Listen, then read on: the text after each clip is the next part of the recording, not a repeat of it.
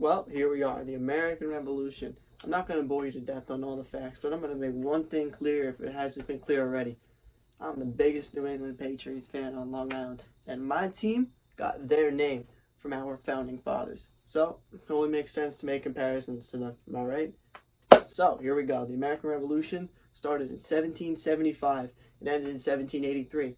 On July 4th, the Americans finally declared their independence from Great Britain. Back and forth battle. And if you don't know one thing, the Americans were huge underdogs. They only fought one war before this, and that was the French and Indian War, where they sided with the French. And going into this war, they were the big underdogs. I mean, can you say more underdog than the Super Bowl 36 when the Patriots took on the greatest show on turf, the St. Louis Rams, Marshall Faulk, Orlando Pace, Kurt Warner, Isaac Bruce, all those guys. We were big underdogs. You know the story. Tom Brady wins his first chip. They start a dynasty. Everybody knows about the Battle of Saratoga. Say this is compared to Super Bowl 51. New England Patriots, Atlanta Falcons, the greatest comeback in football, maybe even professional sports history.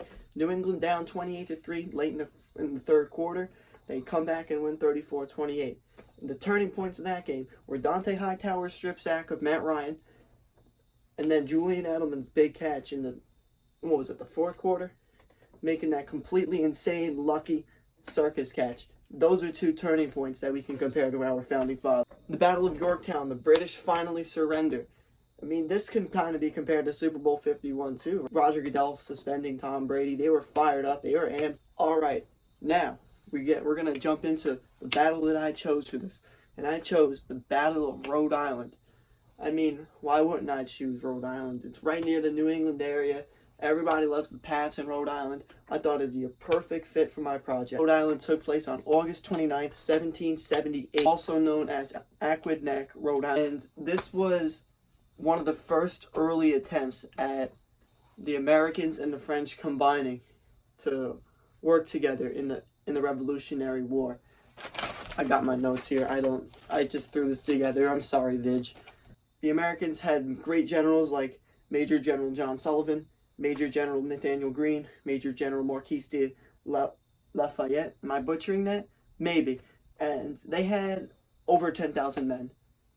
That's a win, right? We'll see. The British had Major General Sir Robert Pigott and had only 6,700 men. I'm going to give you a bit of a spoiler here.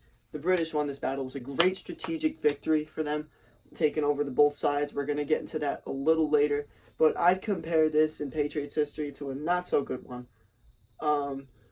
Back in, the 2011 season, when the Cleveland Browns upset the New England Patriots. They were huge underdogs there. And New England just went into Cleveland, hoping for a nice win. Almost like another bye week, but no. The Cleveland Browns completely obliterated them. But the British don't have a paint. And now we're going to get into the more nitty-gritty, strategical advancements that each army made. Okay, the American generals established a defense line across the entire island, Aquidneck Island, as it was known back then. It later became Rhode Island. They made a defense line across the entire south of a valley, hoping to deny British high ground and split between the east and the west. Two generals were split between the east and the west. Obviously, my Pats are in the east, and we've been holding that down for the last decade or so. The full 21st century. Let's be real. What do we lose it? Next, Friedrich Wilhelm. There's more to this name. Friedrich Wilhelm von Lossberg. I mean, with a name like Lossberg, come on. How much are you really winning? He advances against the American Light Corps, who were positioned behind stone walls. So, the Americans thought they had everything. They had the walls set up. They thought they were going to completely obliterate them. They were trying to take the high ground. It was at 10 a.m. And later at 2 p.m., Lossberg later attacks Greene. No, he attacks them. Yeah, he attacks them unsuccessfully this time. He successfully attacked them at 10 a.m., but at 2 p.m., not so much.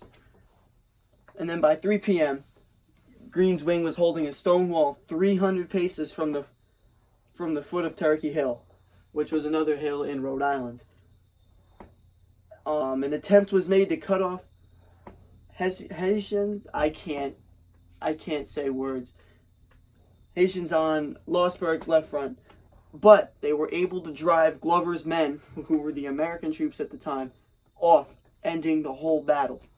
And then the Continental forces withdraw to Bristol and Tiverton on August 30th, 1778. I'm sorry, Vigg, once again. And they completely abandoned it, leaving all of Aquidneck Island to the British. So this was a big win for the British.